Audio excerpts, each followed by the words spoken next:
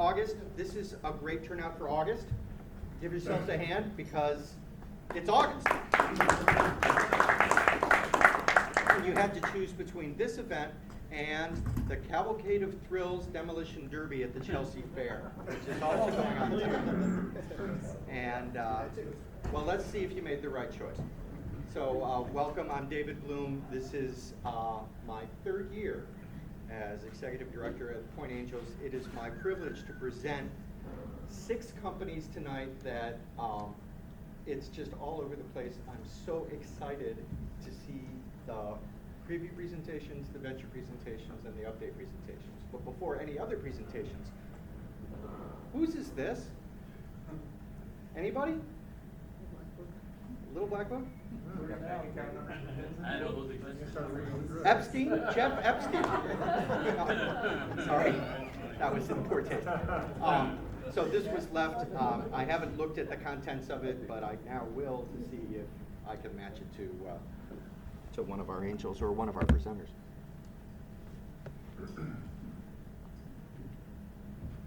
So a big thank you to Taft Law, with offices in 6 Midwest states. Taft Law has made its commitment to the local innovation ecosystem plain with its sponsorship of this group and this meeting. How our club works is an extended conversation today simply because, hands please, who was involved in the July town hall meeting that took the place of our angel meeting that month? So how our club works should be prefaced by how our club works sustainably. So we're a group of accredited investors. We join together because of the strength of the deal flow, because of the quality of the engagement, and because of the integrity of the participants. So those values are what unite this group. Everything that happens here happens because of angels. It's there's no one behind the curtain, folks. It's just us. So we are doing the scouting, we are doing the screening, we are doing the diligence, which in summer takes a little longer than it oughta. And for that privilege, we are participating in the form of premiums. That's our next slide. To pay for all of this club activity. Opportunities to contribute. Who is interested in seeing all the companies that don't make it to the presentation stage? Alex, you just volunteered for our screening team. It's a small burden, but that opportunity is what leads about 100 companies that make it through Michaela's intake gauntlet down to the 20 that we end up seeing each year. There's angel in residence, investor in residence opportunities at our program partner affiliates, and then of course the sponsorship opportunity that I talked about with regards to Taft. So, sustainability. Because we have a premium-based model, and our investors are the ones who are supporting the club, we experienced a really scary blip when everybody's wallet tightened in first quarter and the club went upside down. That is not the picture of sustainability that we want to project. So we brought that challenge back to the members, back to the town hall meeting, with the goal of figuring out, was the model broken? Did the model need fixing? Did we need to replace it with another model? I had previously done discovery at all the angel groups in Michigan and a few out of state to see how our peers were all doing this. And there's as many models out there as there are angel groups. What we came up with was a tweak and I think a course correction. I'm going to call it a pivot to the premiums-based model. We're sticking with premiums, but we're going to do prepaid premiums. So instead of the trailing activity, which says make an investment, make a premium payment, we're going to do those ahead of time, and this affords angels the opportunity to do a little more portfolio planning. It's a 2-year window, rolling, and that cushion provides our sustainability. If in fact no investments are made, then that's all the revenue this group will see. If investments are made, those premiums will be depleted and then they'll be replenished. So the goal here is to have an evergreen set of premiums that pay for our operations, and that, to a certain degree, incentivize a little more foresight in our portfolio management. And in the foresight department, those of you who read my blog post on LinkedIn a couple of weeks ago, we're in an unusual situation where we can actually see the future very clearly. We know Jerome Powell is going to leave. We know he's going to leave by May 15th. Because his boss and him don't get along, I think it's going to be May 15th. I think those two hate each other. And they're going to stick it out of spite. But I'm prepared to be wrong about that, so I put in the word by, on or before May 15th. And the next Fed chair, whoever replaces Jerome, will lower interest rates, because his boss said that's the job requirement. We care because that's going to change the investment landscape for the entire panoply of investment opportunities, but specific to the early stage stuff. It's going to make startup valuations go up. With a greater availability of liquidity, with a better flow of money, the prices that we are paying now will increase. There will be an inflation. So, will next year's innovations be better or worse than this year's? Will it be better or worse than last year's? I treat innovation as a constant. If anything, it's a positive. But even if it were flat, the kind of innovations coming out of Michigan and the companies that come here to present has just never ceased to amaze me. So I think, all things being equal, my angel dollars are going further today than they will in third quarter of next year. In third quarter of next year, an angel dollar buys less innovation than it does now. So you might think, okay, I'm going to wait until I have more liquidity next year. You're going to get it either way. If you got it, spend it. That is my not making a particular investment recommendation. So here's what's got me so excited tonight. 6 really cool companies hailing from the west side of the state, from Cleveland, we have a couple missing companies, but they will show up by the time they present, from Lansing. But kicking it off is a company that we first met at the Nucleate program. This is a national program of the chapter at the University of Michigan, where Michaela and I were really pleased to come in and look at their cohort of companies, the standout being Keryx. And Dr. Daniel here is going to tell us why. Daniel, I'm going to cue up your slide and give you 5 minutes on this timer.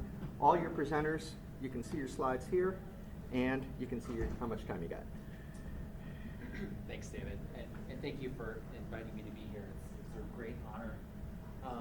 I'm Daniel Walensky. As David said, I'm the founder and CEO of Keryx, a biotech company that's working to prevent diabetes.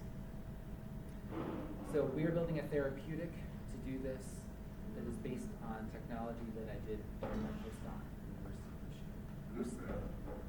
Our therapeutic is designed to treat diabetes before it becomes a problem, before it's persistent treatment. We identify individuals who are on the road to diabetes or pre-diabetic. So I think all of us in this room probably have some idea about diabetes. It's a big problem, particularly in the United States. In my case, I like to think about it more personally. My mom and my brother both have diabetes.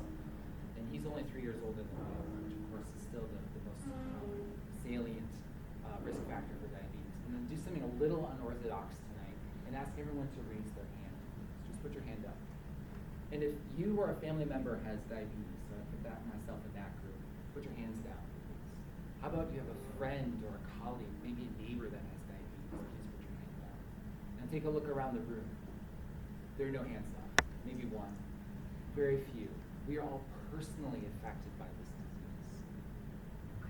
The American Diabetes Association tells us that 38 million Americans have diabetes, and another 98 million people in the United States have prediabetes, so they're on the road to diabetes. Now, how did I begin studying diabetes? So, after college, I went to teach biology at an all-girls school in Tanzania, East Africa. After my 2 years teaching biology, I moved back to the United States and took a position as a laboratory technician at Princeton University. And it was at Princeton where I learned how to science.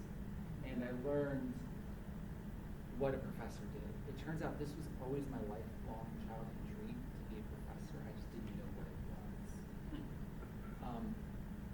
So with that experience, having that cultural capital and research experience, then I went to the University of Wisconsin-Madison to do my PhD.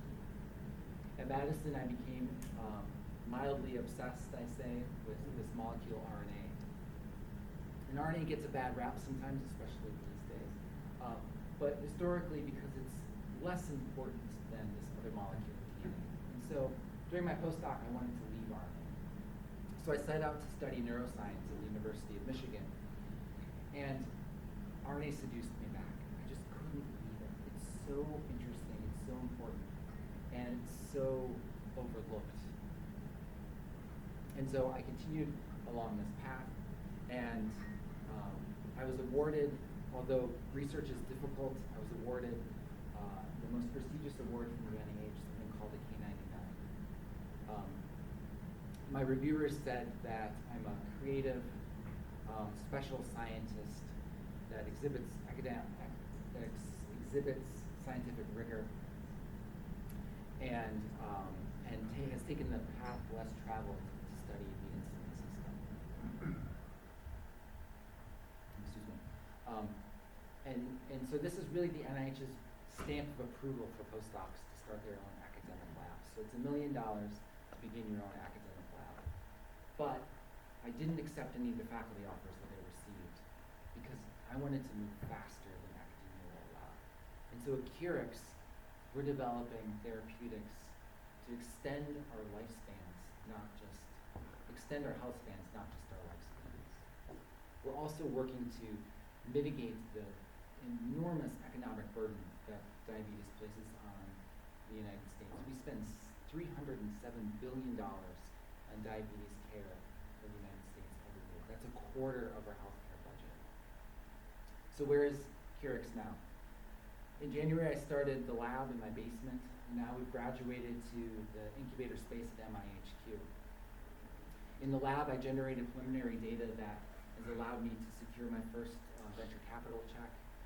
With that support, I was able to hire 2 strategic scientific staff in the lab, and they have recapitulated and expanded upon this preliminary data.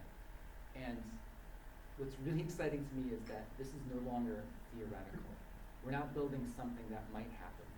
We actually know this works in the lab. We know that we can detect diabetes from blood without measuring glucose for the first time ever. This enables us to not just treat diabetes, but this allows us to rejuvenate insulin-producing cells. And I will end after I say one more sentence, I'm sorry. As I said in the beginning, RNA has been overlooked for a long time. Using RNA technology that I've been studying for 15 years, we're able now to think about ending chronic diseases, not just treating them. Thanks.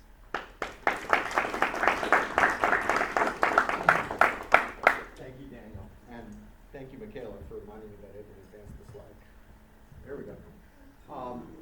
Our next presenter, you know, he's one of us. He's a Pointe angel, serial entrepreneur, and really a sweaty guy. we go to the Schwitz someplace. John Cunningham, I've known you through your last 3 ventures, I think. So, serial entrepreneur and presenter. John, tell us what you're doing now with Bioscience. Okay, great. Thanks so much. David, do you want to use, does my, oh, okay. There you go. Where's the time? Oh, how does the timer work? It just counts down to 0 and then it beeps. Okay, beeps, okay, good. Okay, great. Sorry, I thought I was expecting digital. Excuse me. Oh, dang. Hello, my name is John Cunningham. I'm a co-founder and CEO of a company called Bioscience. We are a life science tools company located in Ann Arbor, Michigan. We're developing novel chemistries to increase functionality in existing molecular diagnostic instruments. I think I'm going to use my time today to give you sort of the founding story of the company, sort of similar to the last presenter. So this company is really, it's really primarily a bet on my co-founder and chief scientific officer, Vladimir Makarov. Vlad, Sukhinder could be a reference for Vlad. Vlad is a Russian-trained physicist. He was recruited to the top molecular biology institute in Moscow. He came to Ann Arbor to work for Francis Collins. He was very early in telomere research, and the research he did at Michigan resulted in a company called Rubicon Genomics, which was acquired by Takara for $70 million. Rubicon has developed very early technology that's still used today in vitro fertilization for detecting mutations in embryos. He then went on to co-found a company called Swift Bioscience, which is in the next generation sequence library prep space, which was acquired by IDT for $135 million. So brilliant scientist by any measure.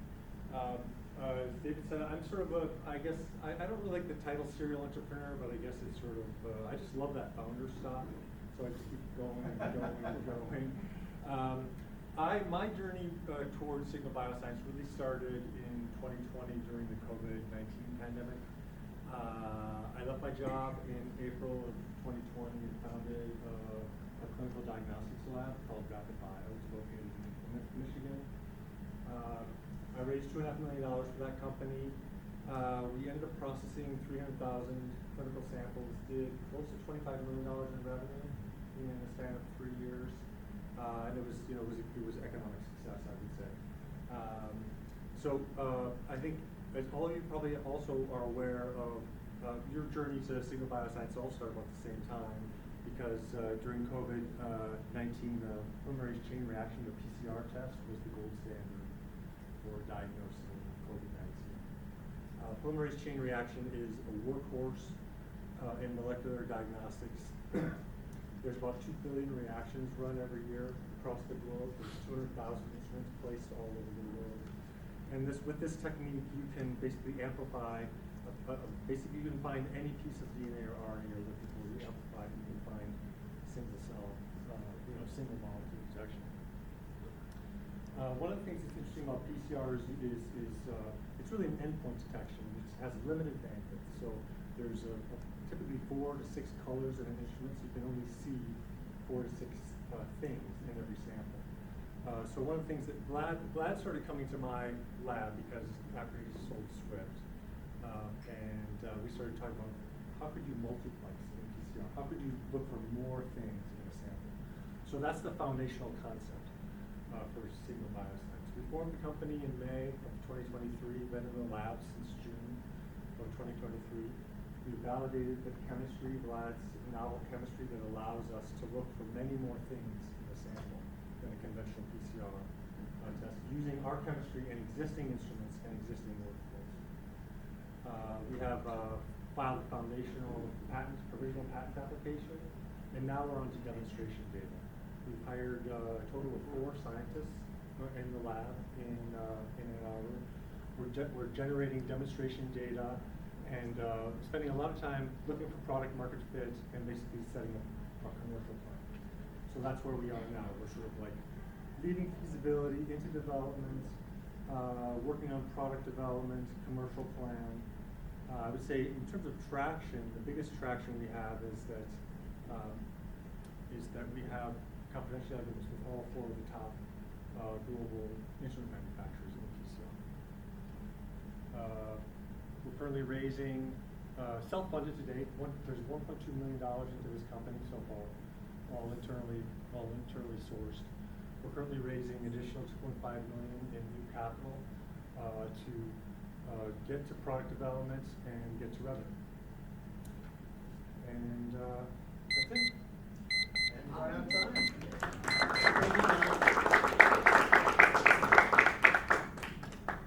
You're making me think twice about the serial entrepreneur tag.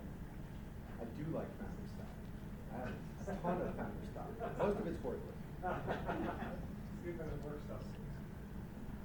But it's the cheapest stock you can, no, it actually is the most expensive. What am I talking about? It trades your house, your wife, your kids. We were so pleased with our program partnerships at Pointe Angels. Part of the glory of our ecosystem is this ebb and flow of people and of opportunity.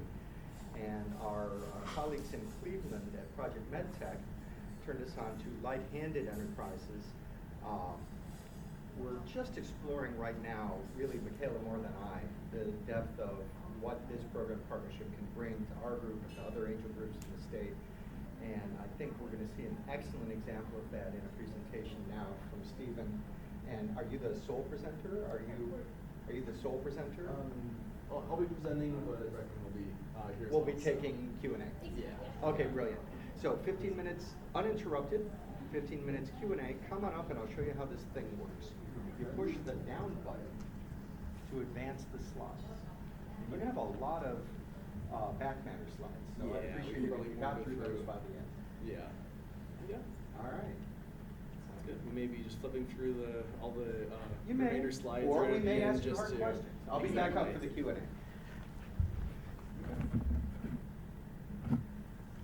So, hi, I'm Steve from Lighthanded.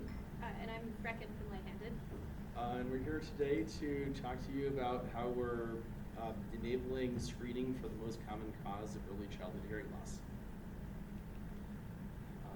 Should the slides advancing? So basically, challenge we're addressing is screening for basically chronic middle ear fluid. So your station tubes block up.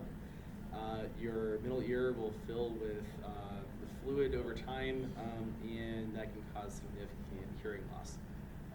So parents have had this issue. In this room, where parents have probably had issues with your children in ear infections, issues with long-term, at least partial hearing loss because of this. But clinicians also have a problem here. They realize that they do not have the right tools to screen, and this is causing a significant issue for their practices. So again, the problem is we don't have the right tools. There are no good options out there that enable screening within the current physician workflow, and this results in significant long-term issues. We'll get to in the next slide. But I'll note at this point that it's 53% accuracy for a standard pediatrician using a standard otoscope. So that's a tool your doctor uses to look inside your ear to screen for this in the typical primary care visit. But parents don't notice this either, and so it becomes an issue for everyone involved. Why is that? So, hearing loss can cause issues in speech and language and learning development, especially when children are in developmentally critical timelines. And this can cause long-term issues as well. So long-term hearing loss, long-term anxiety, depressive disorders. So, but we can avoid all of this if we have proper screening tools that enable doctors to look for this before it becomes a problem. And this is also an issue for the healthcare systems. It causes significant economic burden outside of the healthcare system, but in the healthcare system as well, it's mistreatment opportunity. So typical ear tube placement, which is the typical treatment for long-term chronic fluid buildup. It is typically around $2,500 in cost, and is is a high margin procedure because it takes about 5 minutes of actual clinical time to place one of these. But right now, because of the diagnostic problem in primary care, these patients are not referred to ENT for treatment. So this is a missed revenue opportunity for the hospital. So how does it work? So we talked about big problem here, but basically what we did was we made a new otoscope that works the same as the existing ones that are on the wall or on the desk in every single doctor's office. And with a push of a button, the white light turns off, or laser light mode turns on. We have a low power laser that's built into this that enables screening for the biliary fluid. Basically, the challenge see on the left-hand side of the screen is that it's very hard to tell the difference between fluid behind the eardrum and no fluid behind the eardrum just visually. Doctors are looking for bulging, they're looking for bubbles. Color is not really an indication. So it just becomes a very significant diagnostic challenge. And so we make that difference much more clear with laser scattering method. Shine a laser in there, if there's fluid there, it scatters, creates kind of a glow or a speckle pattern. You actually kind of see in the Brecken scan there. Yeah. See it through my hand. Yeah. So very straightforward approach. We have some polarization optics in there that makes it a lot easier to see as well. This is really similar to a technique that physicians use all the time called transillumination that they'll use to see like stent cysts, for instance, but we're applying that to the middle ear. So introducing our first product. So the MeScope 1.0. A study at the Cleveland Clinic showed improved accuracy from the 53% to 89%.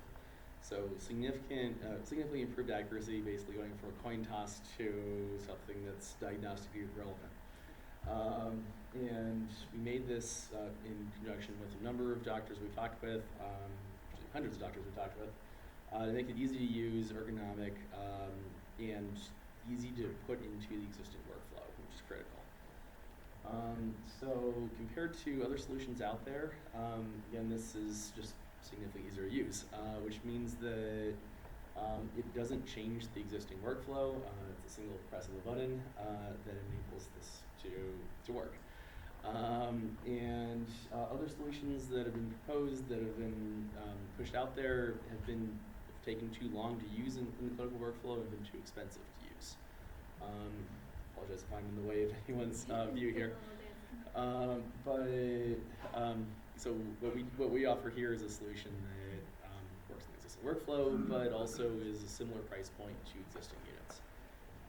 We have a small price premium there for the sole reason of signaling to the market that we have a premium product, but we kept it low enough that doctors can oftentimes order this using their purchasing budgets that they already have, using the purchasing cards they already have without getting additional approvals.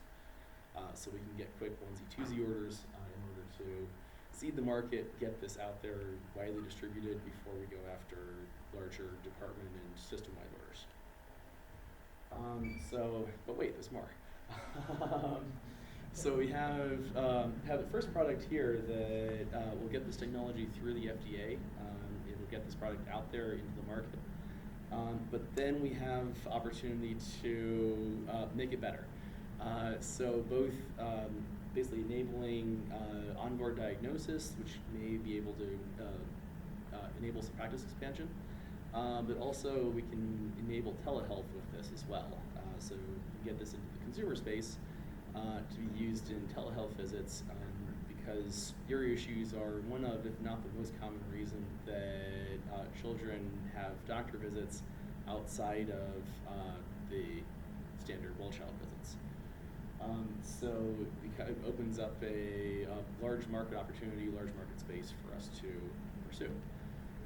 And actually on that note, we have proof of concept going for that next generation already as well. So we have a production intent unit here that we're... So this the doctor just looks through as they would with a typical otoscope today. The next generation has the video camera integrated with it. And the smarts to say what's going on. And the computer chips. Yeah. So how do we get the word out when we get this to market? So working with key opinion leaders, working through trade shows. Goal here is to get this widely distributed amongst into as many different healthcare systems as we can, so that as we get their feedback, get those doctors using it, we can use their experience to then go after their departments, and then from there go after their systems via value committees. So we have we've also been working with a couple of healthcare systems in order to show clinical effectiveness in terms of changing referral patterns and changing antibiotic use as well. So basically, goal is to seed this out there as quickly as possible. Like I said, we're currently engaging key opinion leaders. We have a few that we're working with already. We're working on getting a few more into onto our team. Also doing testimonials, really kind of taking a pretty standard approach to getting out there into the market. But the other piece here is that we're also working with key strategic opportunities. So working with other companies that are in the doctor's office market, either distributing product or manufacturing product themselves. So we've already been talking with most of the logos on this slide. And this gives us opportunities for white labels, gives us opportunities for distribution agreements, gives us opportunity in the long run for acquisition as well. So these are realistically are likely acquisition targets as well. But in the meantime, there are distribution partners and opportunities to really give us a very large sales channel very quickly. So we're working to submit to the FDA by the end of this year, maybe start of next year. Working on verification validation testing with this new production intent unit that we just got. And we're working those early partnerships already, so that we can hit the ground running next year with early pilots, all of these evaluation opportunities, so that middle of next year, when we get through FDA approval, we can start selling immediately to all of these systems. So goal is to get to just over 100 million in sales by year 5, being on the market, profitable sales at that matter. So that's goal is a blended gross margin of around 80% at that year 5 level, call that full scale.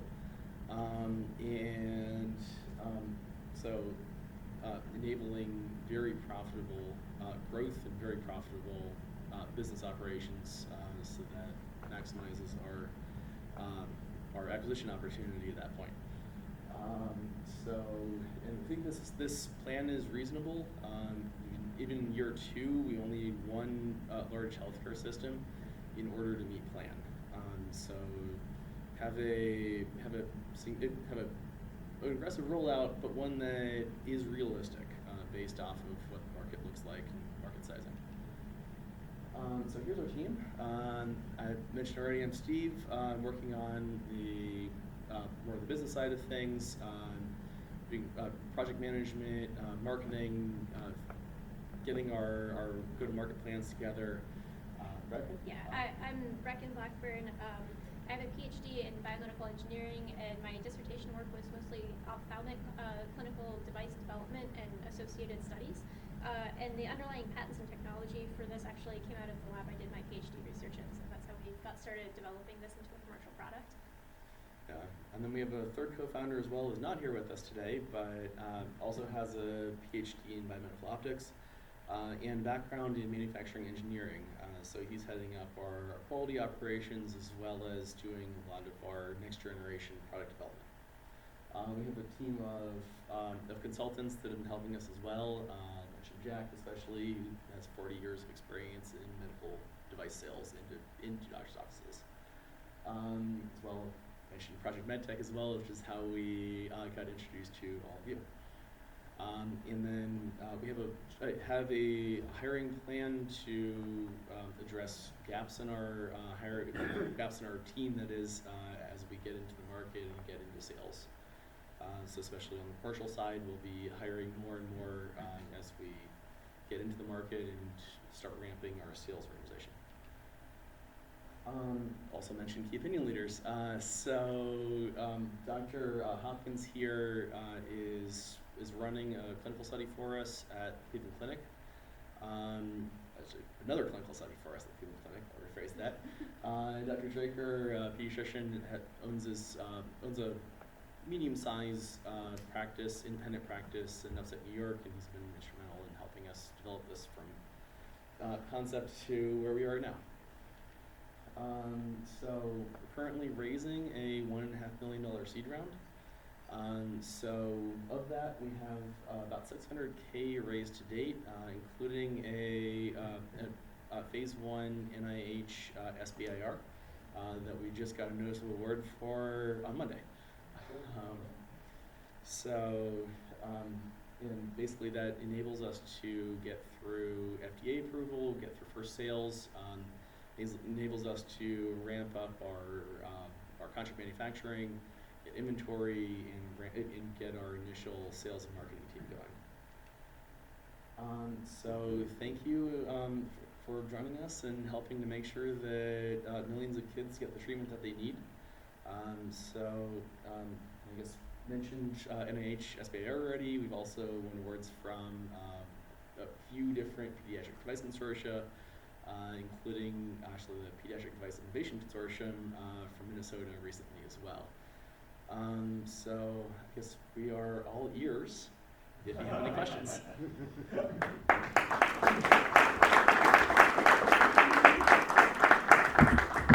For the Q&A, catch my eye. I'm going to moderate the Q&A. We want quantity over depth. Jim, Aaron, Craig, Dan. Seems like the plan is to do manufacturing yourself. Can you just elaborate on why you thought that was the best strategic path as opposed to licensing? Yeah, so in talking with all the strategics, the major ones are generally partnering with outside companies post FDA approval, post market. So we're actually partnering with a contract manufacturer that's local to us that does medical lighting manufacturing for companies like General Electric and the like to do this manufacturing. Okay. We'll come back to you. Yeah. Commenting question one. Henry Ford has a incredibly highly functional innovation team. If you haven't been kind to them. Have you met the woman sitting next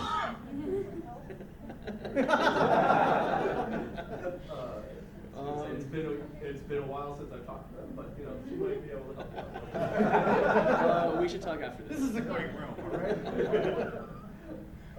And the second question, sort of dovetailing off the manufacturing one, was if you're looking at contract manufacturing and software, what sensitivities around increasing sort of tariff geopolitical issues? Plastic might be a commodity, but some of the materials of lasers and those kinds of things might not. Yeah, very sensitive to that problem. Our contract manufacturer has production in the U.S., in Mexico, and in Taiwan. So we have a few potentials for assembly in terms of component parts coming in. There is some risk there, but in terms of what we're using, it's basically all commodity parts. So there's very little, at least significant tariff risk there. It's the question of does our LED chip cost $1 or does it cost $2 type risk? Craig and then Dan. So it seems like a beautifully simple concept, knowing that you're going to be a direct replacement for existing products with entrenched competitors. How secure are you that your IP is going to protect this and that they can come up with some kind of a similar but not identical solution and just immediately not the other market? So we'll open our back backup slide on IP. So we have Do two. you have a slide? Yeah. All right, bring it on. That's why we had backup slides. All right, go for it. So we have two issued patents that are licensed. That we have exclusive licenses on. And they broadly cover the use of basically concentrated light scattering for looking for middle ear fluid. So it's a pretty, those are very broad patents. We also have the original patent there that we filed that's really extending the implementation of our, extending the patent protection to the implementation of how we are implementing this in the physical form, as well as looking at all of the future iterations of this product in terms of doing diagnostics on board, Adding doing camera in. Yeah. So we think that between those, we've broadly covered our implementation of this. Now, there are other companies, I mentioned one that's Photonicare, that has other ways that they're doing this similar diagnostic. We think that we're the simplest and quickest out of the other opportunities to do this. No one else has figured out how to do it faster and more cheaper, frankly, than we have. Maybe the last thing I'd add to answer that question is that in this sort of market, the first company would just acquire us. It's very much they acquire the small company, like Steve said, right after FDA approval. After that acquisition, how they defend the patents is, I think, more up to them. Dan and then Sukhinder. Okay, great beating your patent question, so that was good. I am curious when that one was filed, but then maybe my other question would be for the competing out-of-scope products. Yeah. Your big competitor. You talked a little bit about market, but do you have any sense of how much revenue is coming from your closest competitors? So Welch Allen is making those traditional otoscopes. Yeah. And they're probably 95 to 97% of the U.S. market. Oh. So they're the U.S. market there. There are a number of international competitors as well that have some presence in the U.S., like Alma, for example, out of the U.K. They have the majority of the U.K. market. So we're going into kind of an entrenched marketplace, but in one that has not seen innovation in 100 years. So have the innovator's dilemma problem for those companies. And your patents are relatively fresh, a few years, 5 years. So the original is very new, and the other ones I believe expire in 2034. So they still have some decent patent life to them. Sukhinder, then Jimmy. Daniel Henning, you said something about the hearing loss, but I was wondering how does this device diagnosis connects to the hearing then? Yeah. So the problem, especially with young children, is that the eustachian tube that drains the middle ear fluid is all bunched up because our heads are too big, especially when we're little, basically. And so it's very, very common, especially after a cold, for fluid to accumulate in the middle ear. And having fluid in that space that should be air leads to conductive hearing loss. And so that's what makes it the most common cause of childhood hearing loss, because 90% of kids have this problem at some point. And about 10% of those kids, this fluid becomes kind of locked in and infected or chronic in some way. And when you start having chronic hearing loss, which again, that's about 9% of all kids will have chronic hearing loss, and it's partial hearing loss. They can't not hear at all, but they just can't hear you from across the room. They can't hear instructions, they can't hear their friends on the playground as well. And so that partial hearing loss can lead to auditory developmental issues because the brain isn't getting the inputs that it needs. And also in rarer cases, it can lead to actual physical deformities because of the infected fluid that's there pressing up against everything all the time. Does that answer your question? But then is it only done with this Oh, yeah, or so- the current cannot do it? You're saying? Yeah, exactly. So what the problem is that the kid can hear a little bit, but not all the way. So it's difficult for parents to tell that there is hearing loss. About 13% of parents whose children were ultimately diagnosed with chronic middle ear effusions even suspected that there was hearing loss in the first place. And so and then doctors also are only 50% accurate at screening for this during well-child exams because they're taking this white light, they're sticking it down a kid's ear, trying to look through an eardrum of a kid who's like 3 years old and squirming around. and it's really hard to see clear fluid behind a translucent membrane. So they're just not seeing that there's fluid there, and they're not otherwise doing audiology screening on those kids until they get to maybe kindergarten. And so by that time, you've already lost years of cognitive development because the kid hasn't been able to hear because they've had 30 decibels of hearing loss for 2 or 3 years. So the implementation that we envision here is that during a well child exam, when the pediatrician has 10 minutes to examine a kid from head to toe and do the eye exam and everything, they take a really quick peek in the ears, which they're already doing, and then they hit this button and take another quick peek, probably the same quick peek even, but with the concentrated light, and that makes it way easier to tell if there's fluid that's trapped up in that middle ear. And then if they see it, they can raise a warning flag, have the kid come back in 2 weeks for follow-up to see if it really is a chronic effusion, and if it is, that child does need to get referred to ENT for follow-up care, probably ear tube placement, which is already the most common cause, the most common childhood surgery, and arguably should be even more common because so many kids have this problem that's not being treated appropriately. Yeah, thanks. Jimmy, then Darby? Kind of interesting question. I have 2 questions. One, how do you validate the performance improvements? You go from a light to a laser. And is it opinion-based or is it validated? And Yeah. then how long does the device last? Sure. I'll answer the first question first. The clinical study that was done as a pilot and that we're repeating in an expanded way for our study that's starting probably next month, maybe the month after, that's funded by the NIH, is we have kids who were referred to the ENT for ear tube placement, again, most common childhood surgery. And on the day that they're getting surgery, they will be evaluated with this otoscope and a standard otoscope. And then immediately after both of those validations, they have the eardrum punctured to put the tubes in to drain the fluid.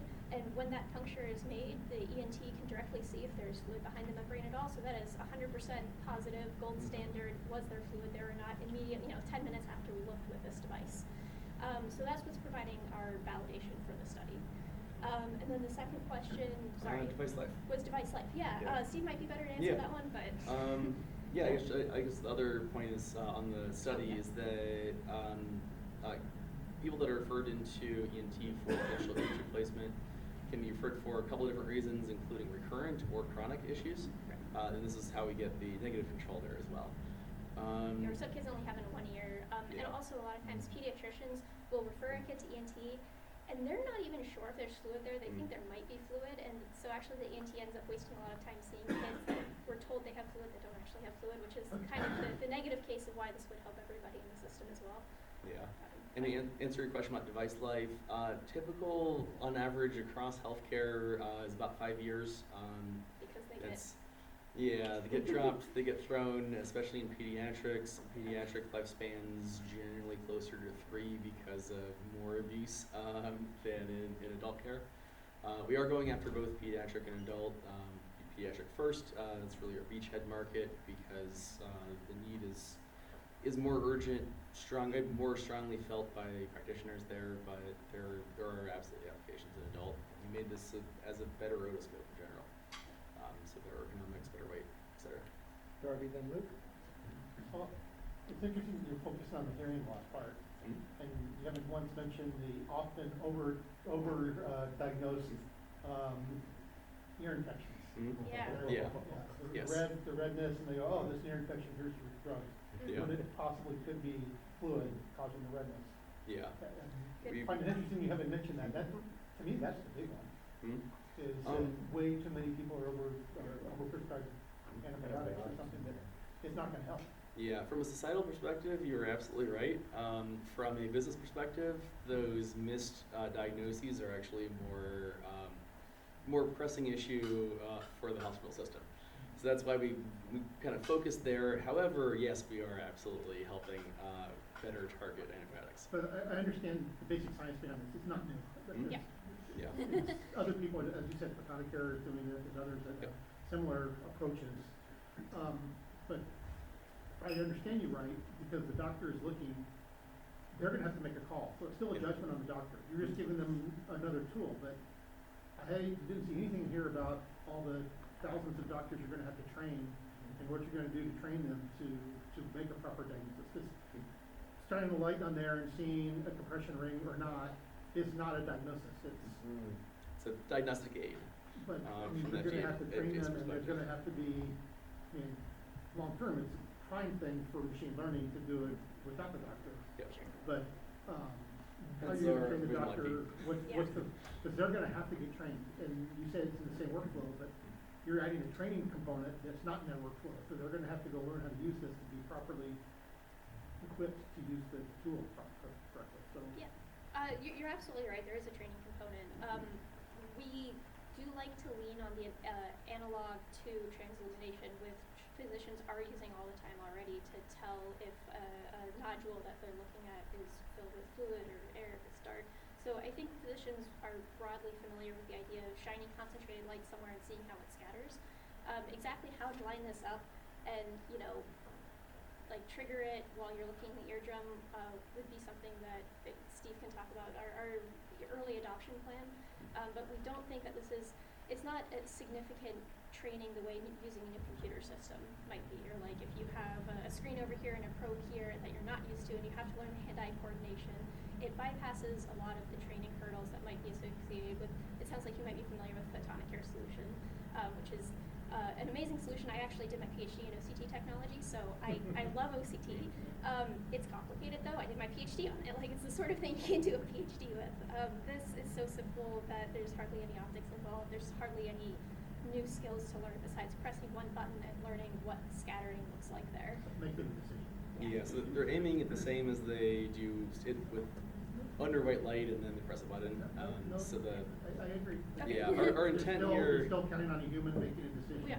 Yeah. For the Yeah. first iteration. And Yep. yeah. Yeah, our intent here is that this can be trained with a 8.5 by 11 piece of paper, and we will validate that via this clinical study. So usability is part Make of sure that the cost is study. built in your cost model.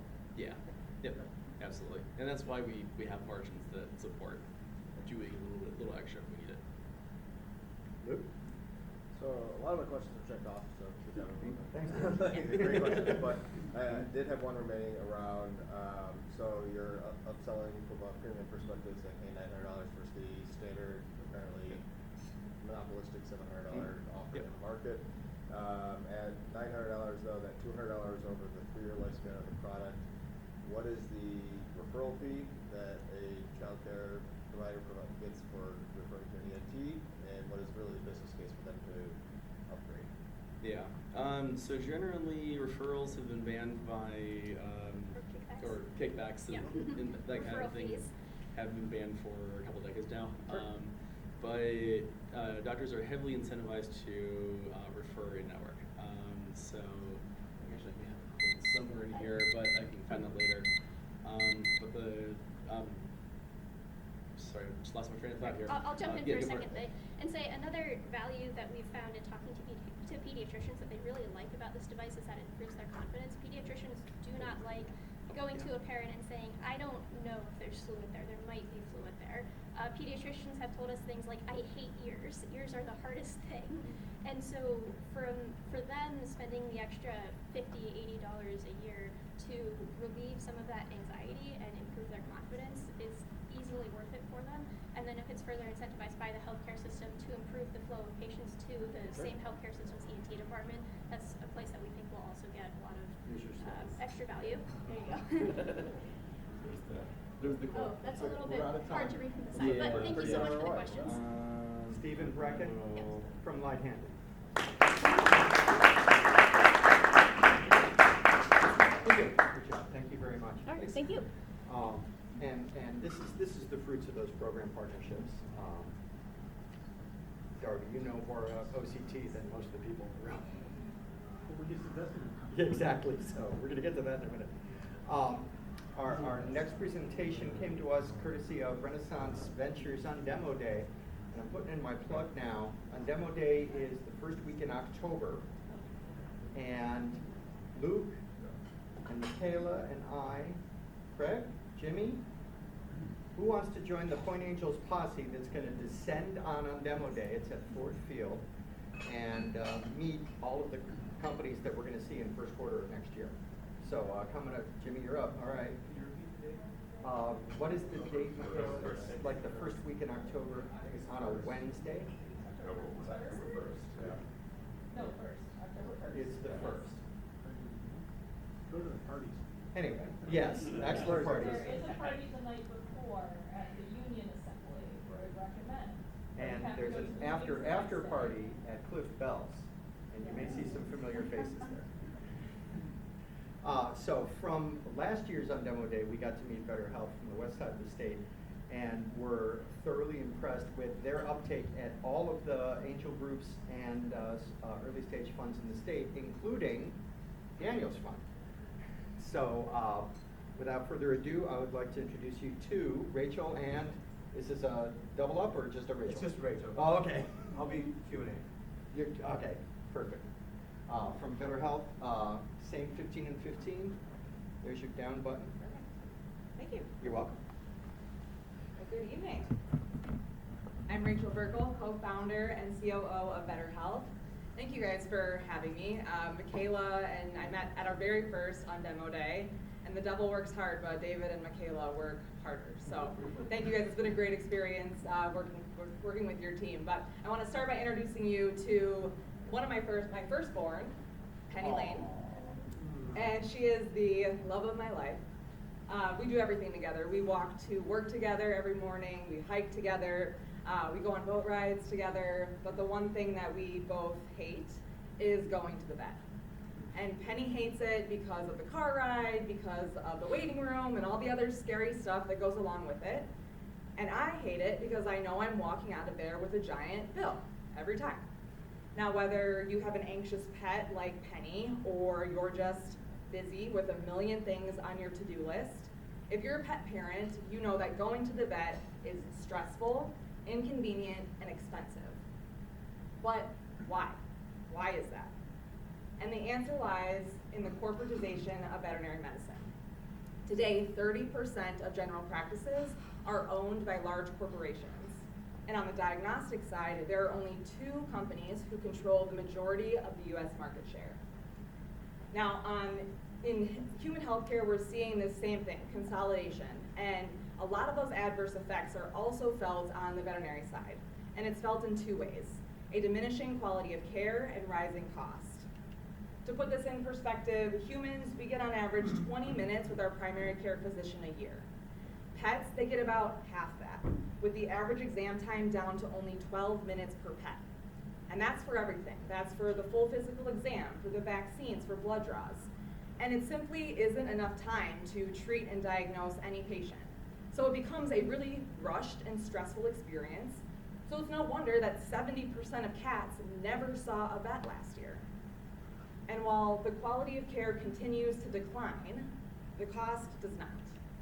The price of veterinary care is rising at a rate faster than any other category of pet spending. And in the last 3 years, the cost rose by 30%. So our team, we sat down and said, could we do this any better? And then we were inspiring a new era of veterinary care with Better Health. And Vetr is an in-home, membership-based veterinary care service that delivers comprehensive wellness care right to your doorstep. So we include in our membership in-home visits. So we are physically providing care where your pets are most comfortable, whether that's your living room, your office, maybe their own bedroom. And whether you have an anxious pet or not, there is no denying that providing this care in your home is less stressful than going to the clinic. When it comes to vaccines, think rabies, distemper, leptospirosis, all of the core vaccines that are veterinary recommended for your pet to stay protected throughout the year are included in the membership. When it comes to diagnostics, think heartworm tests, blood work, fecal tests, ear cytology. We are including all of that, and don't skip out on anything for what we include in this membership. And then for all of the other things in between, so we've got upset tummies, we have ear infections, allergies, and you just want to talk to a veterinarian, we offer unlimited telehealth so that you have a vet at your fingertips to ask any questions to keep you out of the emergency room and unnecessary trips to the vet. And we offer all of this for $59.99 a month. And if for pet parents out there that are like, I don't want another monthly charge, that's fine. We offer pay-as-you-go single visits, and we don't really mind those pet parents because they end up paying us more in the long run because they usually come back again and again, and those single visits are upwards of $300 a pop. And this is resonating. Pet parents are loving the in-home care at a predictable price because we are seeing explosive growth. over the last year, we've cared for over 200 pets, and we're at 8K in MRR. And we're just beginning to scratch the surface here, no pun intended, because it is a massive, massive market. Nearly 70% of US households have at least one pet, and those pet parents, myself included, are spending more and more on their pets year over year, with the total pet industry valued at over $152 billion, over a third of which is spent on vet care.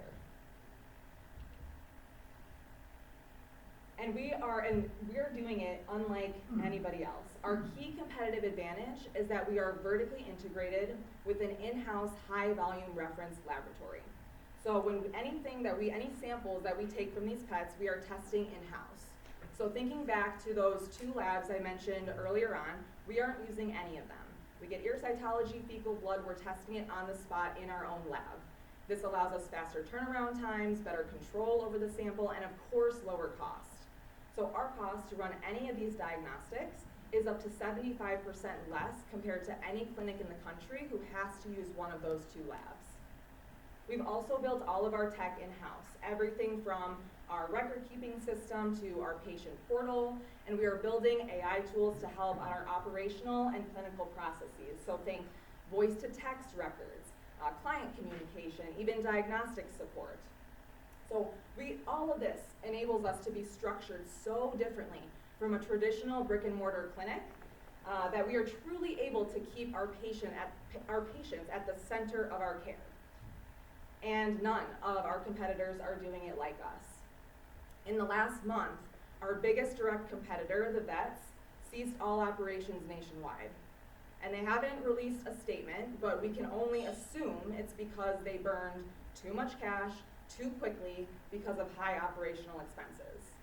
So other than them, there are no major players in this space who are building the way we are building and plan to scale. When it comes to telehealth, we include it in our service, so I think it's important to touch on this, but in most states in the US, you have to physically examine a pet in person in order to prescribe medication and to give veterinary advice.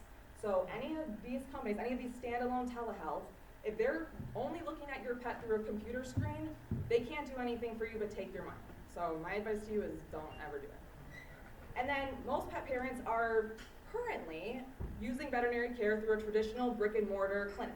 So how do we stack up to the status quo? Now this example that we'll go through is a 1-pet household. For a 1-pet household, we include 2 visits a year. Now if you're gonna just walk into a vet clinic, and 2 visits a year because the average dog goes to the vet twice a year. Now if you're gonna walk into a clinic twice a year, they're gonna charge you at least $150 just to be seen by a veterinarian. So that 2 visits are included. When you think back to 12 minutes, average exam time, we dedicate up to 45 minutes per appointment. Plenty of time for us to practice true fear-free care and to answer any questions that you have, to not rush the pet, to ensure that it is a stress-free experience. Our core vaccines are included, so you don't have to decide, okay, here's the price list, what do I want to skip on for Penny this year? You don't have to worry about it, it's all included. Diagnostics, also not skipping here. A lot of times blood work. If you have a 5-year-old dog and you're like, okay, they're pretty healthy, let's maybe skip the blood work, I'd rather save $250, it's not a problem. We are running these comprehensive diagnostics from puppy and kitten stage through end of life to ensure that we are getting a full picture of health as early as possible. And then the telehealth, so like I said, everything in between, it's included. So $59.99 a month or $6.99 if you pay for the whole year up front, compared to all of the same services, apples to apples, are gonna cost you north of $875. So we truly believe we are offering the highest quality of care at the best value on the market. So how do we do it? Our team. We are uniquely qualified to do this, and I'll walk you through each one here. So Sadok is a serial entrepreneur. He started a veterinary diagnostics lab several years ago and went through Techstars with another company after that. So he is our startup Sherpa through all of this. My background is in corporate retail. I've worked for giants like Target and Meijer, running multi-million-dollar categories. Ruby spent her whole career in veterinary diagnostics. She worked for one of the 2 major labs that control the majority of the market share. And she also started the lab with Sadok. So the lab was the precursor to what Vetr is now. And then Dr. Boyke and I are friends from undergrad at Michigan. He owns a clinic in South Lyon and has experience in emergency and general practice. So we are operators, we are diagnostic scientists, we are veterinarians. And we're building the tools that our team needs to run a growing practice. But throughout this journey, we've come across so many vets who want to practice mobile medicine. And we can't employ all of them right now. So we sat down and say, how can we get this tech in the hands of as many vets as possible? And sometimes the universe just lines up for you because we were recently accepted into the Google for Startups AI Academy, and we are now on a path to building an AI operating system in conjunction with our lab to enable any veterinarian in the country who wants to practice mobile medicine can do so supported through our tech stack and our diagnostics. Now this is where we're going. This is where we're heading. This is us leveling up in the matrix, and it's our fastest path to scale nationally. But before we get here, we need to zoom back in on our short-term goals and focus on how we're going to get there, and that's with growth. And this is a lot of numbers happening up here. So one thing I want to highlight is that we will be at 1 million in ARR by the end of 2026, early 2027, operating in 2 markets across West Michigan and Southeast Michigan. So our short-term goal is to bring Vetr over here to Southeast Michigan. I grew up here, have so much of my network here. Southeast Michigan, Detroit, Ann Arbor is ready for Vetr. And in order to do that, we're raising $730K pre-seed round to help get us there. We have about half of that committed. Like David mentioned, a handful of VC angels are in on this round, including Kalamazoo Forward Ventures and a handful of angels. And as we've discussed, the veterinary industry is going through a lot of change. It is no stranger to mergers and acquisitions, so there are several paths to exit here. Our ideal exit is to a retailer who is leaning heavily into the veterinary space. Think Chewy, think Petco. Of course, private equity and the big guys is a potential path, or more on the diagnostics or the veterinary side as well. Now, we don't have children. We run a startup. We have no time, money, or brain cells for human children, I should add. But we just welcomed Russell to our family, and David said I couldn't bring him today, but you know, I get it, it's a fancy place. But they're the center of our universe, and we would do anything to ensure that they are healthy and happy and extend their life as long as possible. And there are so many pet parents out there who are just like us, waiting to have children, who are putting their pets at the center of their lives, and who will do anything it takes to make sure that they are happy and healthy. So if you are interested in joining us on this journey, or anyone in your network who is interested in joining us on this journey, we would love to chat, and I'll welcome my co-founder and fiance up to ask or answer any questions that you might have.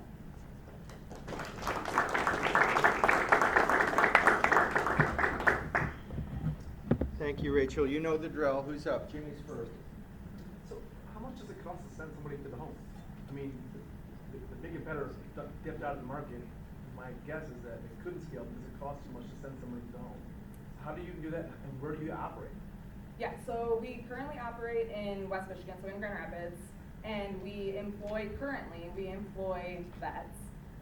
We pay them a salary, but it's $125 to send them out there. So $125 an hour plus our technician, and then the cost of our diagnostics, vaccines, consumables, etc. That's more than you charge. So how does this work? It So costs you $150 to send them out there. You're charging. Well, the annual membership is $600. I know, but that's just that one. There's right. You employ them. Right? You employ them permanently. You pay them more than that. So yep. the numbers don't add up to me. I'm trying to understand that. So at a certain we will be operating at a loss until we break even. So to break even on one vet, depending on the number of pets in a household that we bring on. So some people have one pet, they pay us $50 a month. We have members who have 7 pets who pay us significantly more a month. So, and those people, yes, they get more visits, but that 7-pet household, we've only seen them twice in the last 12 months. So we're making up the difference there, but so it's a sliding scale of how many households it takes us to break even on our current veterinary team, but somewhere between 200 and 300 households. So I guess, are you asking more of like, does that 700 cover the cost of 2 vet visits? I'm just trying to understand scale, like, to me, with the amount you charge somebody annually, it seems like it would be hard to make this work long term with the cost of sending somebody to the home. Yeah, but I mean, Just my guess. Yeah, the estimated cost, like you said, was $125 per visit for that veterinarian. So I guess the rest of that from the 700 to the 125 is. Yeah, and so the costs to revenue for us, and so most clinics, they won't include the labor in their COGS. So they'll just be looking at vaccines, diagnostics, consumables, overhead.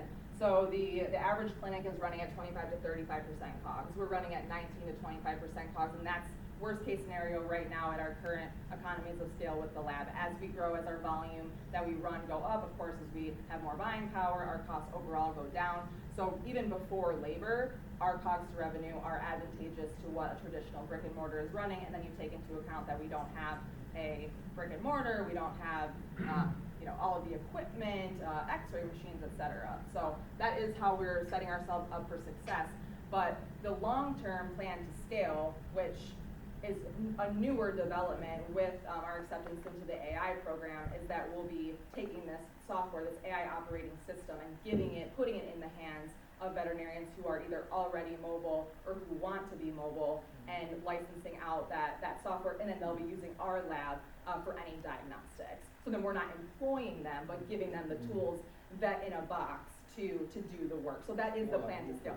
Yeah, correct, but we still need to have some high performing markets to get the playbook together, to understand the financials, and to make sure that we give them a true guide in how to do this. And so that's the longer term plan for scale, is that we're not planning to employ every single vet as we grow this thing. Yeah.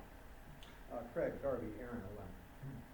So you talked about the lab. It seems like it would be hard to compete with a lab at scale. How big do you have to be, and how many samples per day do you need to be at to be at cost when you're breaking even on the lab? So the lab, we have an exclusive membership to per test pricing, so we don't pay bulk pricing for reagents like most high volume reference labs would. So that's one advantage. But as we buy those reagents in bulk, the price per test goes significantly down. So that's how we are operating a high volume reference lab right now. So as far as scalability, our lab regionally, probably in the Midwest, we can run about 500 patients per day.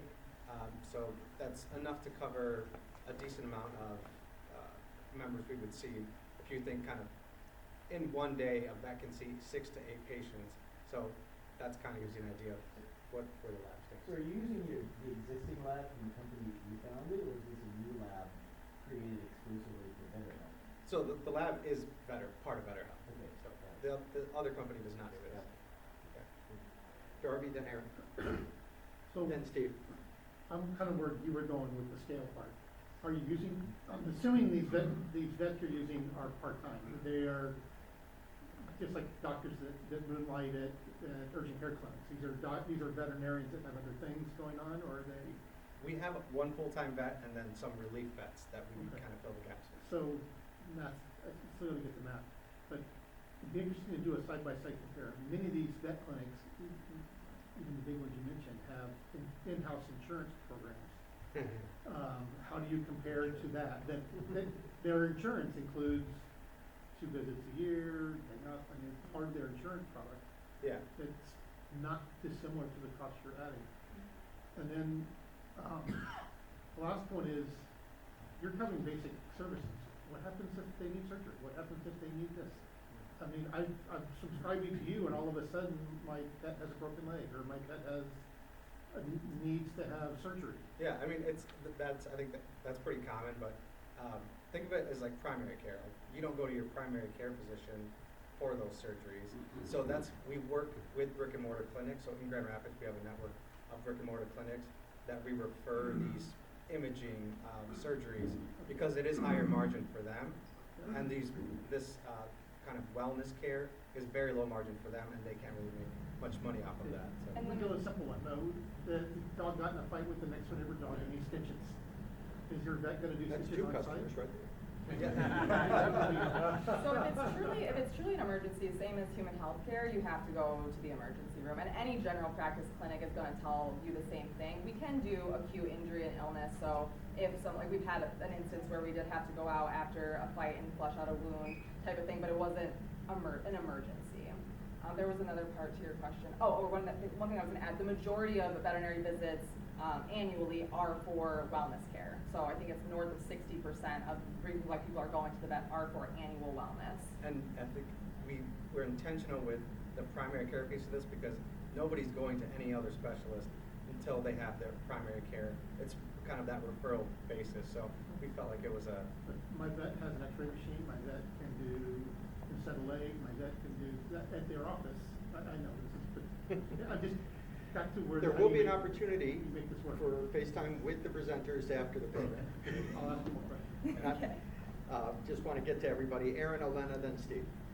So, I mean, similar on the scale piece, right? Like, I don't have experience in this, but I have experience in the mobility space in general, right? Population density becomes like a critical factor, right? Because deadheads is what kills you. If you have a provider who goes and spends 45 minutes and then they have to drive an hour to get there the next day, that hour is not paid. Right. Right? And so even if you're outsourcing and they're contractors, just like we are, like the number of people who have gone bankrupt as an independent contractor delivering to Amazon because they're just driving, ping ponging all over the state is manifest, right? Like Amazon doesn't see that on those books, but there's a wave of people being bankrupt, falling behind. They see it in churn, but they don't see it. Yeah, in exactly. So I think I think that's a component that, like, even if you're saying we're outsourcing that, it's going to come back to you. Because if you are bankrupting veterinarian after veterinarian after veterinarian, eventually your supply of veterinarians runs out. Versus Amazon can find no shortage of people who have a driver's license and can drive vans. You have a very limited supply of people who are qualified veterinarians, and if you churn through them, you churn through them. So, like, I think you need to think about what your population density of, like, once you get into these rural areas where, you have to drive however much distance, we can't service that, right? Yeah, and we don't. So right now we have a very specific geographic region that we serve in West Michigan, and if they're outside of the service area, they either pay us an extended travel fee, and we will still only go to a certain amount outside of that radius, or sorry guys, but we can't help you. Here is the next closest. And I guess one other point, so there are 30,000 mobile vets operating right now, and they operate very inefficiently. So we are the most streamlined version of what they're doing. So that's kind of the piece that we're giving them is the software to do the routing, to do the record keeping, and the diagnostics, which they would have higher margins on. So if anything, we're extending their availability to treat more patients and also widening their profit margins. Hold on, and then Steve. My first question was about chronic diseases and emergencies, but another one about training, compliance, and insurance. Because if they have to come and just collect all the data, so just take everything, so how you would manage that when this is quite finished? For your vendors and people who you're overseeing. Sure. So for insurance, so all veterinarians have to have medical malpractice insurance, whether they work at a general practice brick and mortar or with us. It follows the position. As far as training, I think that's something that we'll definitely have to keep in mind as we explore what else comes along with this AI operating system diagnostics, if it brings in elements from a franchise-esque type of thing. So the goal is, as we're growing our brand and they get brand recognition and can be found through our website, we should also be offering them training to say, how do you do this? And we plan to position ourselves as a thought leader in mobile medicine because we do work with a lot of anxious and reactive pets. They do have to be highly skilled in working with those, in those situations so that they don't get hurt, and so the pet and the pet parents don't get hurt. So I definitely think it's a valid point that we'll have to explore as we continue to scale, and what does that full suite of services and support look like as we grow? Yeah. Steve, and then Alex, and then Jimmy.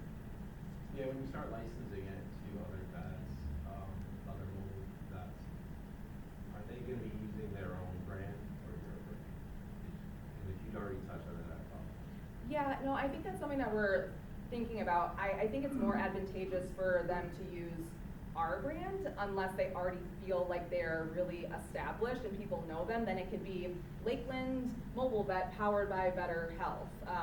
So I guess I don't mind if they don't want to use our brand, but if they're brand new and they're starting this, I think what we're finding is a lot of these vets aren't good at marketing. They're not business-minded people. Their website sucks. Their SEO sucks. Like, no offense, but they know this. People can't find them. So if they can sign up or license the software and take advantage of that, that would be my recommendation if they're brand new. Wait, okay, so you haven't really determined that, whether it's gonna be a requirement for White license? label. Yeah, haven't turned, but open to feedback and advice. Absolutely. Right. And it's important to just, like you mentioned, be mindful of tripping up on the franchise laws if you end up going too far down Yes. that path. Yep, and open, like I said, open to feedback, mentoring, and advice on these elements of franchise-ish. Yeah, so trying to find those right partners and mentors along the way for sure. Yeah. Alex, and then Jimmy again. So you just recently mentioned, and I didn't hear it in your presentation, about the licensing to third-party vets. Have you determined a cost structure to the vets, whether it's a gross revenue, monthly fee to the vets, or how is that licensing agreement going to work? Do you have a slide with that? So essentially, we would charge them for the software and then the price of diagnostics. So whatever samples they would send to us. You do the in-house concierge. Essentially, yeah. So that's right now, mobile vets. That's a big issue for them, is they have to send every sample out, so they can't really get. They're paying premium prices for any veterinary care or any diagnostics. So we could save them right away, but then the licensing of the software is really where that would the majority of the revenue. We make more money at that. Just use them. But yeah, the diagnostics and software are the two most profitable pieces of our business. So that's kind of the idea. What does a mobile vet make versus a brick and mortar vet? I think probably between like 150 and 250K. That's like if they're going 4 or 5 days a week. So it's livable. I think a lot of people do it for the work-life balance piece of it, and most of them are experienced, like you had mentioned, whether they're moonlighting or they have been kind of through the gauntlet 5 to 7 years. But yeah, that's kind of what we're finding is there's less paths to ownership with all of the consolidation, that people are looking to mobile, doing that on the side, but it hasn't been a feasible route for most vets until hopefully what we have. Jimmy and then David. I'm trying to understand the secondary revenue model. Like, if you refer then to like a hospital, you get a fee. Do you plan on selling things outside of the plan? Like, is it going to be like a marketplace where you're buying things where you're trying to like compete with like a chew? Like, what's the next revenue model you have besides like the 2 visits per year and the membership? Yeah, so currently we partner with independently owned clinics, and we don't, right now there's no referral fee structure, and that's pretty common. When you're up against big vet, trying to support those independent vets, they would rather us just, friendly. As far as other revenue streams, end-of-life care is one that is, people understand the value of in-home euthanasia for your pet, and they get it in a way that we're still educating on in-home care for primary care. So that is definitely something that we're marching towards. We're being really mindful of because it's a service that takes a lot of care and special attention, and we don't want to mess it up and then start getting bad reviews because we did a bad euthanasia. So that's definitely a path that we will go down. Other than that, is there? We're out of time, Erin. Let's hit her up after. I've got more questions that have to do with the dominant vets on wheels in my neighborhood are large animal veterinarians. Mm-hmm. And we can talk about that offline. And that'll be another. Let's give it up for Rachel Thank you guys. and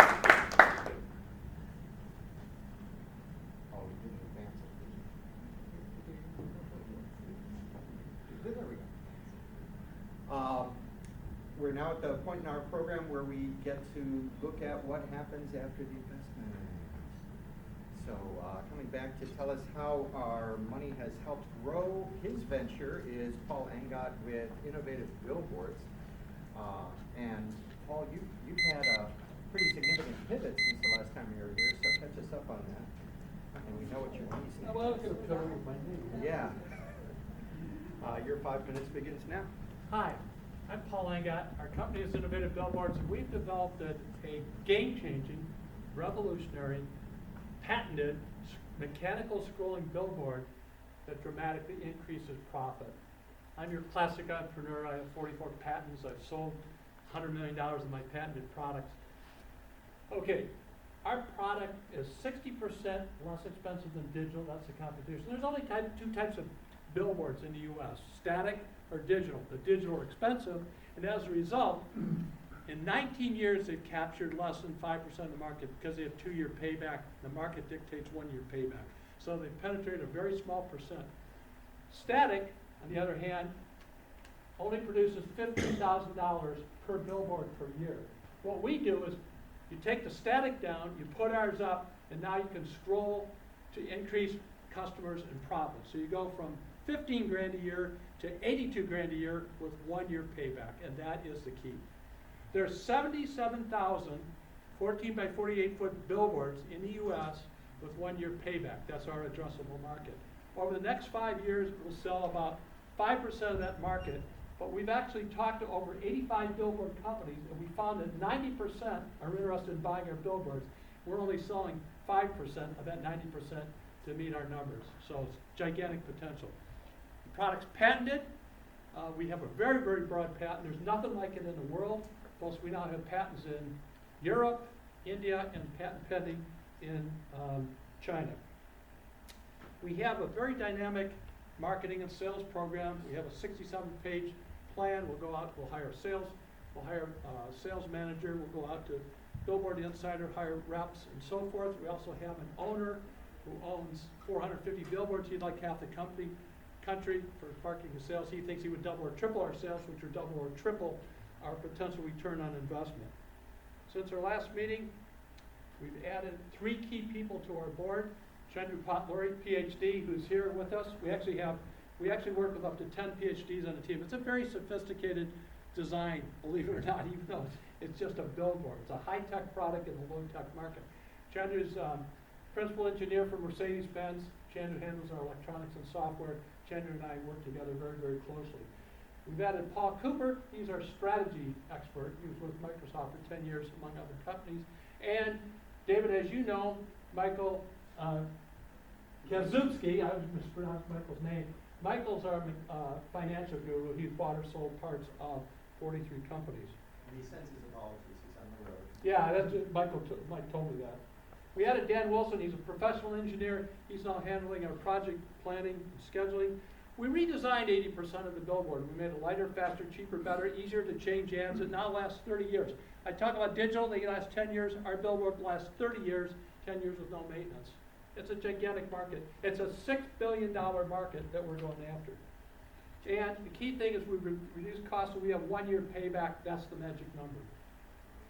We've done extensive analysis. We've done finite element analysis, very sophisticated. We've done, for engineers in the room, computational fluid dynamics, because we handle wind up to 120 miles an hour, and it works from minus 50 to 150 degrees. We've designed 29 assembly fixtures. We've hired a firm. We've analyzed the assembly times, 120 man hours in the U.S. We have a very in-depth quality control program. We use a firm in India, 1,200-person firm, top firm, before GM Chrysler type stuff. We've built all the parts for 2 pre-production prototypes. We will show one here in the U.S. in December, and we'll start sales in June of next year, and all our production tooling is now done. We moved the facilities to Detroit Chassis. It's a much larger firm. They're going to do our assembly, and they're quoting on production as well. We now have monthly financial statements. We used to just have annually. We also have an in-depth 45-minute, very technical presentation of all our suppliers or vendors. We go into strategy. We have some unique AI programs for sales that's unique for selling. And we also talk about strategy, world markets, and so forth. We've raised $3.5 million. This is our last angel round at 250 grand. It's the perfect time to invest. Couldn't find a better time. If we meet our goals, over the next 5 years, you get a 10-to-1 return on investment. And in addition to that, we plan to hit 40 million EBITDA, sell the company for a very high multiple of EBITDA, dramatically going well above that 10-to-1 EBITDA or multiple I've talked about. And we have a very unique program where if we need more money than what we have forecasted, we take it out of the absorption comes from the ANGAT group to preserve our high potential return on investment. It's a very unique plan. It's the perfect time to invest. We have a very unique opportunity. We have a very seasoned team with up to 10 PhDs, and it's a gigantic market and an outstanding opportunity. Thanks for listening. Do we have any time for questions? We don't do Q&A on updates. Okay. But stick around. All right. People hit you up in the after party. Our final presentation, 5 tough acts to follow, but I think they're up to the task. We got a tip-off to Madi and Tanvi from their coach, who runs the Conquer Accelerator at MSU, here telling us how they spent their junior year of college. Madi and Tanvi from Grace, your 5 minutes begins as soon as you can get your butts up here. Boom. Hello, Pointe Angels. My name is Madhav Agarwal. And I'm Tanvi Gadam-Sethi. We both are current upcoming seniors at Michigan State University, former athletes turned inventors and material scientists, and co-founders of BRCE. Madhav and I were also former athletes, as he said before, and we continuously got injured due to the lack of safety equipment available for us. And we had to end our athletic journey. Unfortunately, this wasn't just our story alone. More than 500,000 athletes every year in the US get injured to the lack of safety and performance gear. And this number is rising by 20%. And this isn't just within athletics alone. This problem seeps into other industries such as industrial and medical, where there's more than 400,000 injuries that are reported every year due to lack of safety standards. And this is costing the US healthcare system $19 billion. And that's why we created BRCE, a high-impact, proprietary, patented material tech company for performance and safety gear across industry. Our patent and material is 8 times stronger than steel, incredibly lightweight, fire resistant, and also weather resistant as well. We already have our material that's patented, and we develop athletic accessories in-house, but we also license out our platform material tech for industrial, medical, and defense applications. The last time we pitched to Pointe Angels was back in last August when we were a 5-month-old company. We've come a long way since, but our last pitch was about one product, which was the world's first shoelaces that never come untied. They looked like regular shoelaces, they felt like regular shoelaces, but they never came untied because micro Velcro was our invention. Over the last exactly a year, we have not just utility patented our composite fibers, which is over 36 different configurations of the material. Nobody else in the country can mix polymers like us to yield benefits of micro Velcro, given a surface area of less than 0.25 millimeters squared, which is even less than a pinch. Our material acts like Velcro. We put that into the most common utility of Velcro out there, which is kids and sports laces. We invented and patented the world's first and only lacing systems that never come untied due to activity, weather, or fray. And our patent is not just over shoelaces alone. We patented 36 different configurations, not just with micro Velcro, but similar to the fire resistance of Kevlar. Our material is lighter, more versatile, a quarter of the cost for companies to source against Kevlar, and the same fire resistance.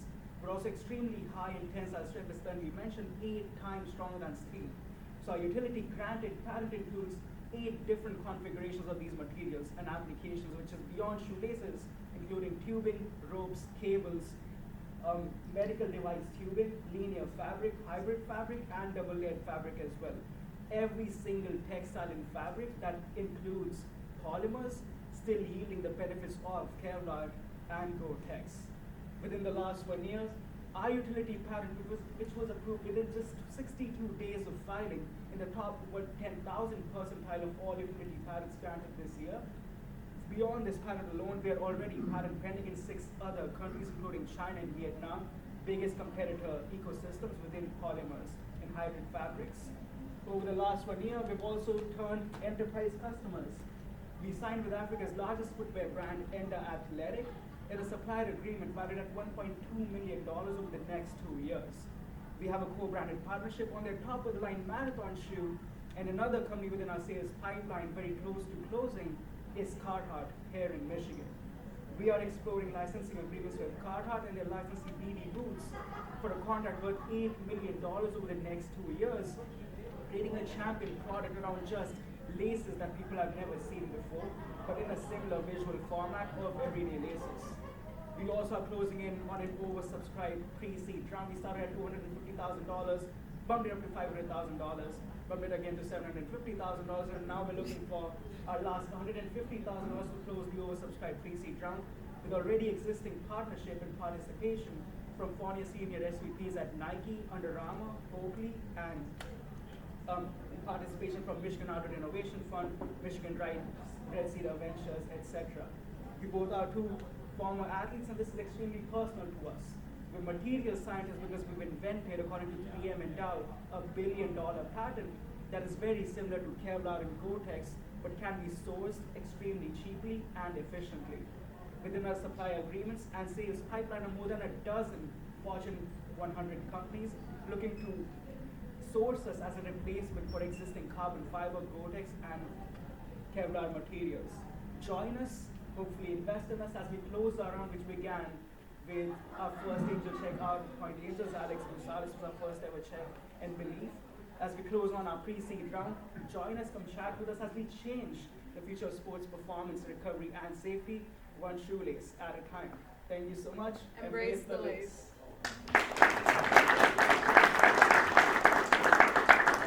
Monty and Tanvi are going to stick around after the show so that you have an opportunity to interact with them as Alex has. And it's not a shoelace company. It's an advanced materials company. So, thank you. This is the moment that you've been waiting for. In the center of your tables are QR codes. And we're going to give each of you $1 million to invest in the 6 companies that just presented. That's Keryx, Signal, Vetr, Lighthanded, Innovative, Billboards, and Brace. You can invest some of it, all of it, none of it. There's sliders in the app. And we're congratulating today Olena Danielyuk. Olena played Carp Tank in June and beat our model investor. So that gave her the Spirit of Pointe Angels Award for this month. Give it up for Olena.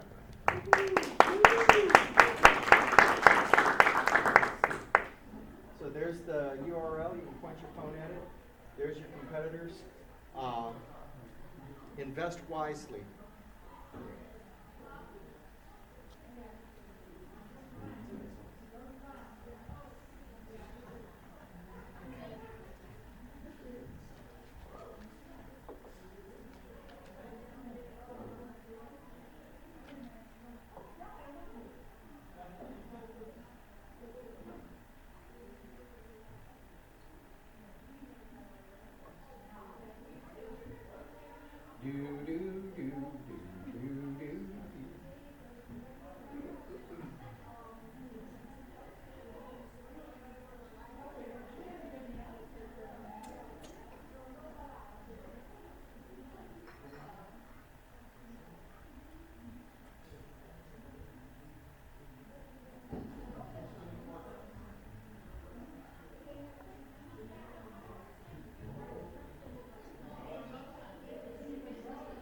And as soon as Alex and Olena are done,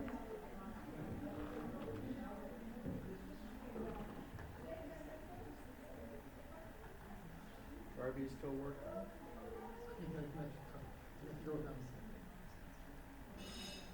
Can't win if you can't play.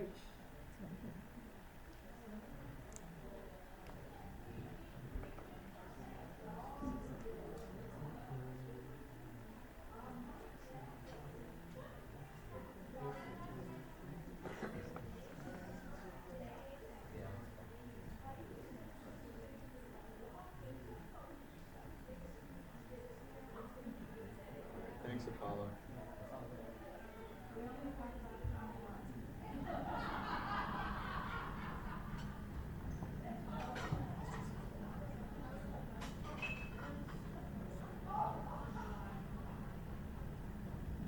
Bob, you gonna join us?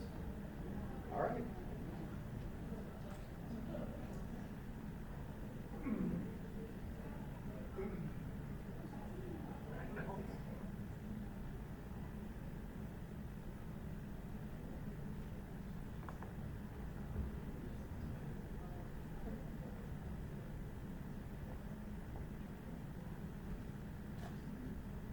You got it, Alex? Got it. All right, join us up here, Darby, Elena, for our club tradition.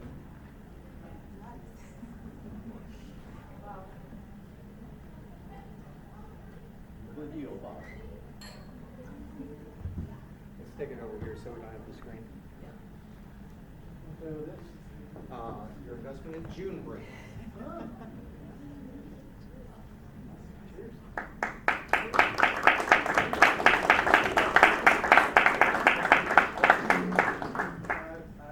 You're good? All right, thank you. Thank you. Darby, Alex, to the success of your investments, may they give you great returns.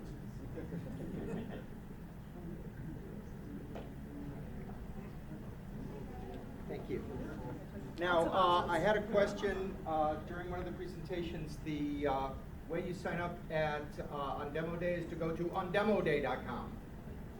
UNDEMODEAY.com sends you to the form to sign up for that event on October 1st. October 1st. Thank you.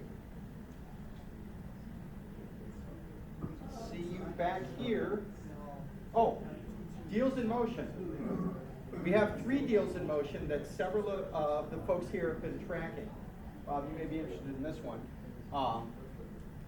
We saw presentations in the last 2-3 meetings from eCore, Maxorbio, and Revimo, and we are actually finishing the diligence on Maxorbio this week, eCore next week. Revimo, I've got one call out to a subject matter expert, and then we'll file all of those into the venture files. If you raised your hand and said, I was interested in this deal, then you'll have access to the venture file that has all of our diligence information. Once again, Point Angels does not make investment recommendations, but you use these materials and especially the value of the network and talking amongst ourselves to establish whether you want to invest and how much you want to invest, and if there's going to be any negotiation on terms, it's been known to happen. So these 3 companies, eCore, Maxorbio, Revimo, if you feel like you have FOMO over any of these, hit me up or Michaela, and we'll get you back on that syndication list. And with that, we are adjourned. Thank you very much.